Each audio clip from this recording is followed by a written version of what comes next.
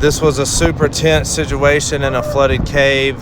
The waters were rising and it closed off this vortex that I had to get back through. This was not fun and this is not fake.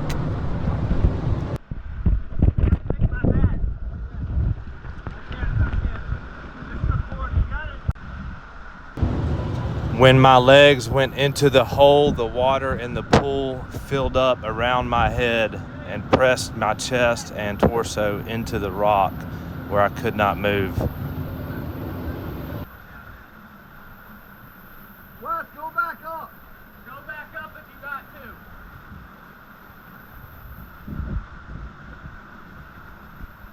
Dude, look at that water behind the back there. I'm gonna have to take it back about this not being fun. After I got out, it was exhilarating.